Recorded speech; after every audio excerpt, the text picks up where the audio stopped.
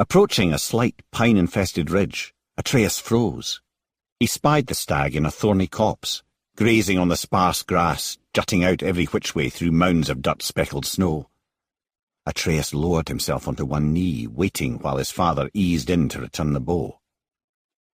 "This time wait for my mark. Relax. You must not think of it as an animal," Kratos instructed gruffly. Kratos laid the bow across his son's hands, all the time eyeing their prey. "It is simply a target. Clear your mind." The words were unwelcome and unneeded. Atreus knew what he had to do. He had learned to shoot from his mother. She was more than just an able teacher. Atreus levelled the bow before notching in his arrow.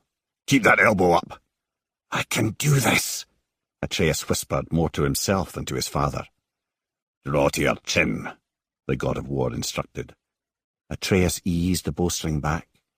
"Concentrate on your target. See nothing else." The stag lifted his head, sampling the air. Having planted themselves upwind, they remained undetected as long as the prevailing breeze did not shift and betray them. "Inhale, concentrate.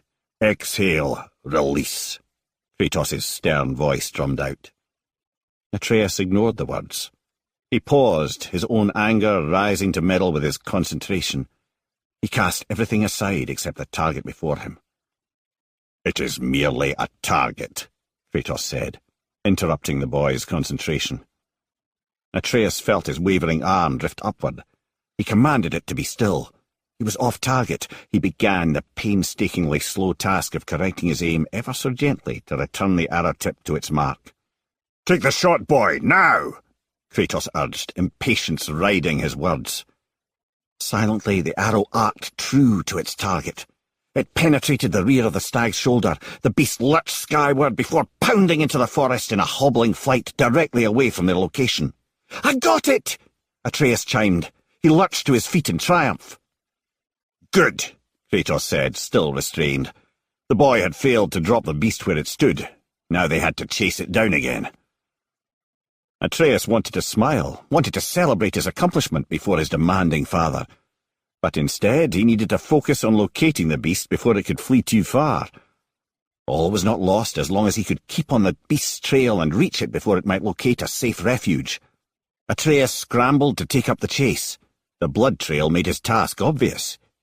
Before the deer could scamper beyond sight, they witnessed the beast's forelegs faltering. "He'll not run far, father," Atreus called over his shoulder, his excited smile spreading across his face. Kratos followed, a dozen anxious strides in his wake. Atreus paused, but only long enough to confirm he maintained the blood trail. "This way," he instructed his father, angling his bow in the direction to follow. Atreus stopped suddenly, at the fringe of a leafy copse. His feet remained rooted as Kratos approached a few seconds later. The deer had fallen, blood oozing from the shaft still buried in its shoulder.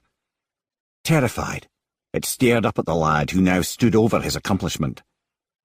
Suddenly it failed to feel like such an accomplishment. It's still alive," Atreus muttered with a breathless voice.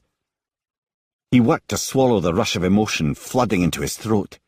He turned away rather than gaze directly at the suffering animal. Kratos read the struggle on his son's face, his expression exactly like his mother's, caring, soulful and compassionate.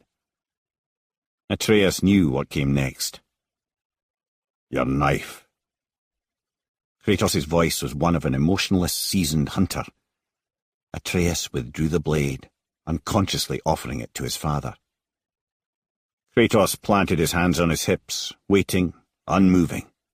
The god of war's thin, tight lips remained a straight line through his overgrown beard. He levelled a stare at Atreus.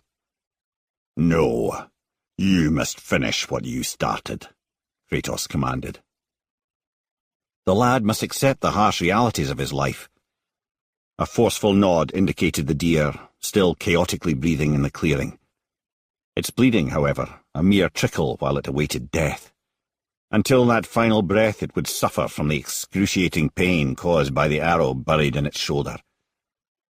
Atreus reluctantly pulled his gaze back from his father to the now quivering animal. Disbelief held him motionless.